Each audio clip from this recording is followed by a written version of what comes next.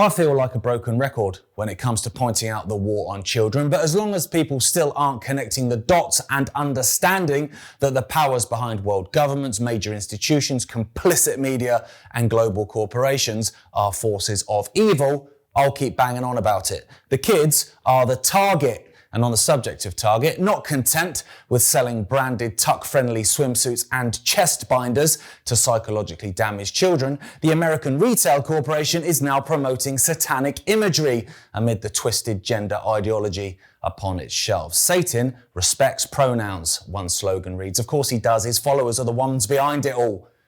Only the most demonic among us would attack the minds and bodies of the most innocent and most impressionable and therefore vulnerable.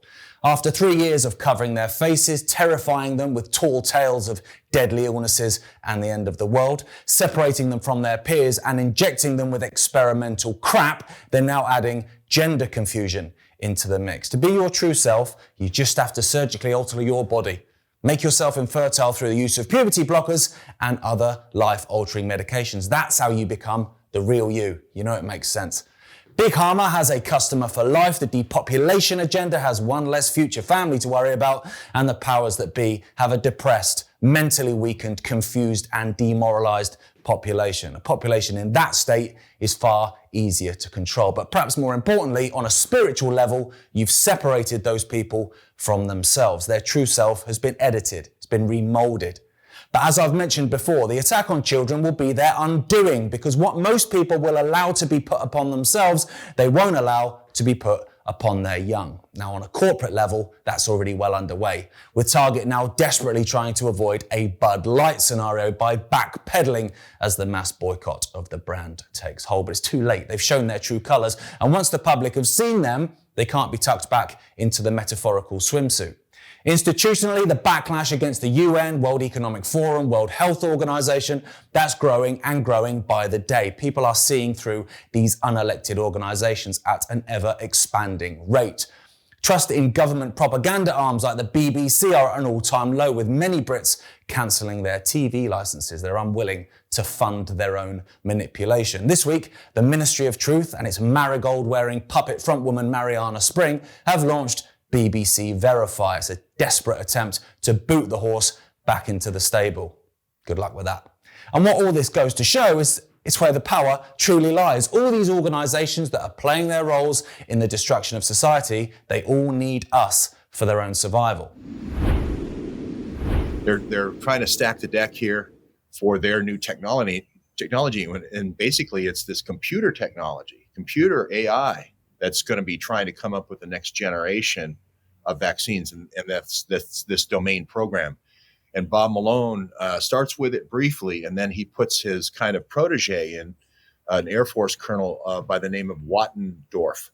And this Wattendorf is really, I think, the key. He becomes the key man at Operation Warp Speed, and that's really what happened with coronavirus. It's interesting to hear you link the vaccine to Wuhan. Because a lot of people came out and they said, there's a Wuhan lab leak, that's what caused COVID. And then there was other people going, well, actually, this kind of gain of function, actually the gain of function was not for a virus, the gain of function was actually for the vaccine itself. Is that something that you kind of are aware of or are open to?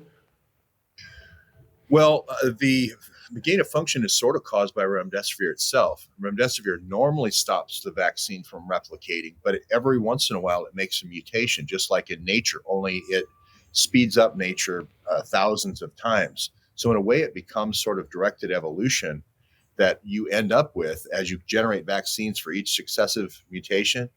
You end up with a new novel coronavirus, no matter what you start with, because people who knock down their own and make new ones, those are the ones that survive and go on to infect other people. So if you remember, again, Jordan Walker talking about directed evolution that Pfizer was doing, that's not the case at all. It was actually what was happening with remdesivir and DARPA. There must be so many people in your position now, Danielle. Is it your opinion that it's going to kind of end this way, that there will almost be a tidal wave of lawsuits? People will be looking at you now going, right, that's it, I'm going to do the same. I hope So the whole reason that we started out this whole case against Ohio's hospice was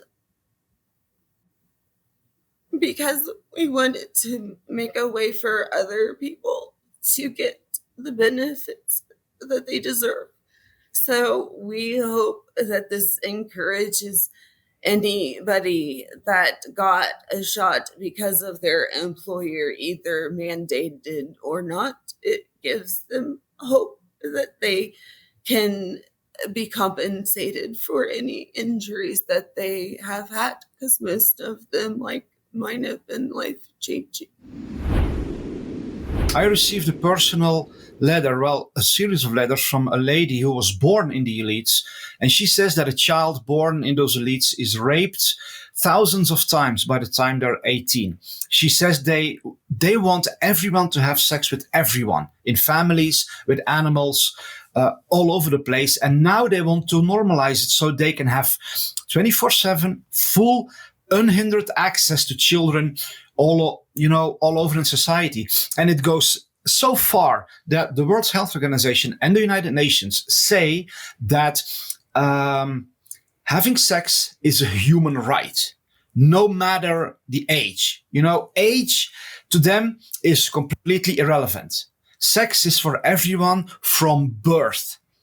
And so what they want to do is turn the tables. They want to make everyone, listen carefully, everyone who defends the children, they want to criminalize and say you are violating the human right to sex for these newborns or toddlers or young children. So they want to make sure that they cannot be prosecuted for their child abuse, and they want to prosecute people who will stand against them.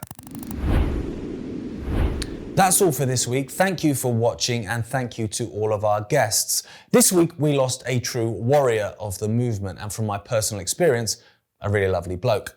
Dr. Rashid Buttar passed away on May the 18th, the details of which aren't fully known, but Rashid had spent time in hospital after being poisoned 6 months ago, and he said in various podcasts that he was managing the symptoms of that poisoning. I'm sure more clarity on this will emerge in the coming weeks. Dr. Buttar was one of the first to speak out and opened many people's eyes in the early days of the COVID scam, as well as saving countless lives by warning of the now widely accepted dangers of the compliance juice.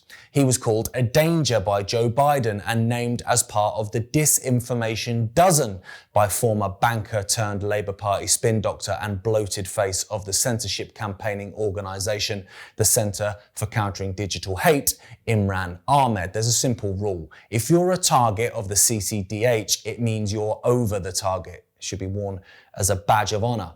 Dr. Buttar was an inspiration to many, including doctors, that saw his brave stance and followed in his footsteps, but many others saw his fearless stand as an excuse not to follow suit, opting to keep their views and medical experiences private with the exception of the odd petition signature or WhatsApp group membership. Defeating tyranny in whatever form it rears its head is a numbers game. It's always been a numbers game. The weight of water that breaks the dam is made up of single droplets, with each droplet playing its crucial role in the whole. So let's not watch warriors like Dr. Buttar go over the top into battle while we crouch in perceived safety with our fingers crossed, quietly cheering them on from the trenches. Stand up, be brave, and make the force of the water that little bit stronger and the dam that little bit weaker.